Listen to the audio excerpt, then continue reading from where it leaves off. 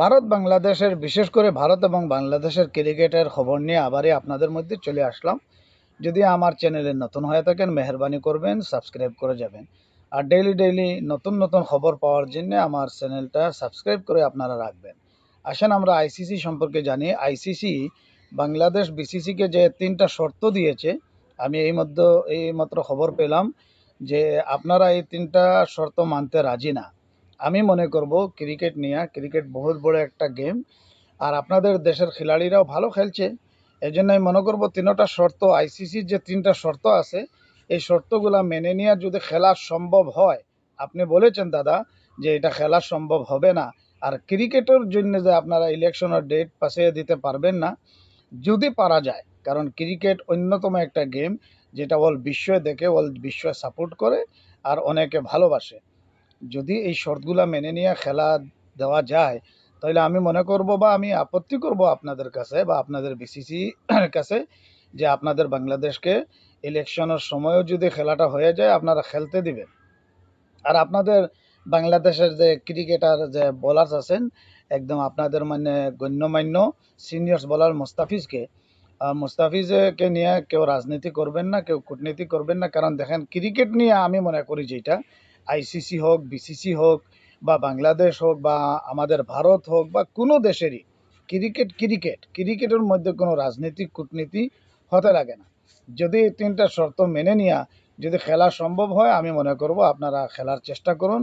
আর আপনাদের মধ্যে বাংলাদেশ ক্রিকেটারের কিছু সাপোর্টার যারা আছেন, যারা অডিয়েন্সের মধ্যে কিছু আবেগিক অডিয়েন্স আছেন, আবেগিক অডিয়েন্স আছেন, ওনারা বলছেন যে বাংলাদেশ আর ক্রিকেট খেলতে হবে না, কারণ বাংলাদেশ ক্রিকেট খেলে কোনো উন্নতি করতে পারছে না। দেখেন, এমনটা যদি আপনারা অডিয়েন্সে বলেন, যারা আপনারা ক্রিকেটকে সাপোর্ট করেন, বাংলাদেশের সাপোর্ট করেন, যারা বাংলাদেশ ক্রিকেটের অনুরাগী আছেন, আপনারা যদি এরকম মন্তব্য করেন যে বাংলাদেশ ক্রিকেট খেলতেই হবে না, কারণ বাংলাদেশ ক্রিকেট খেলে কোনো উন্নতি করতে পারছে না, কোনো ডেভেলপমেন্ট হতে পারছে না, তাইলে আমি মনে করব এটা একটা লজ্জাকর কথা, এটা হাস্যকর কথা, এটা দুঃখজনক কথা। এইরকম যদি আপনারা দেশের খিলাড়িদেরকে আপনারা বলেন, তাইলে ওনারা কিভাবে উৎসাহিত হবে, কিভাবে ভালো খেলার চেষ্টা করবে। দেখেন, বাংলাদেশের অনেক পরে ক্রিকেটের ময়দানে চলে আসছিল আফগানিস্তান যখন প্রথমে আসছিল, তারা প্রথমে খুব হেরেছে। হারতে হারতে হারতে এখন কিন্তু তারা ভালো একটা পারফরমেন্স করতেছে। ইন্ডিয়ার সাথে টক্কর করছে, অস্ট্রেলিয়ার সাথে টক্কর করছে, নিউজিল্যান্ডের সাথে টক্কর করছে, সাউথ আফ্রিকার সাথে, ইংল্যান্ডের সাথে, মানে প্রত্যেকটা টিমের সাথে আফগানিস্তানে কিন্তু বাঘের মতো মোকাবিলা করছে। তাই আপনাদের বাংলাদেশের অনেক পরে যে টিমটা আসার পরে মানে সব খেলাড়িদের সাথে টক্কর করছে, মোকাবিলা করছে, এবং তারা জয়ী হতেও পারছে।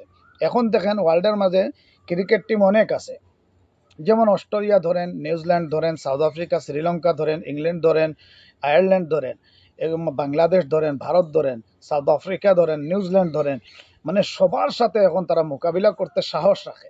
এর জন্য আর আফগানিস্তানের আরেকটা দেখবেন, তারা তারা বিশেষ করে তাদের খেলাড়িদেরকে তারা অনেক উৎসাহিত করে। তারা তাদের যে অডিয়েন্স আছে, তাদের সাপোর্টার যারা আছে, মানে এনি টাইম তারা সাপোর্ট করে এবং সহায় সহযোগিতা করে এবং উৎসাহিত করে। মানে প্রত্যেকটা খেলাড়িকে উৎসাহিত করা এটা অন্যতম একটা পয়েন্ট, যে উৎসাহিত এমন একটা পয়েন্ট, খেলাড়িদেরকে আগ বাড়ে যাবার একটা সহায় সহযোগিতা করে, ভালো একটা খেলাড়ি বনার একটা হেল্প করে। এর জন্য আমি বাংলাদেশের যারা অডিয়েন্স আছেন, আপনারা আপনাদের খেলাড়িদেরকে নিয়ে এইরকম মন্তব্য না করাটা ভালো, কারণ ক্রিকেট আমরা সবাই ভালোবাসি। ক্রিকেটরে নিয়ে কারা রাজনীতি কূটনীতি করতেছে ওইটা আমরা দেখার দরকার নাই, আমরা ক্রিকেটকে নিয়ে আগ বেড়ে যাওয়ার দরকার। এর জন্য আমি মনে করব আপনারা দেশের খেলাড়িদেরকে আপনারা সাপোর্ট করেন, ওদেরকে উৎসাহিত করেন, ওদেরকে হিম্মত বাড়ানোর একটু চেষ্টা করেন। ভিডিওটা যদি ভালো লাগে সাবস্ক্রাইব করে যাবেন।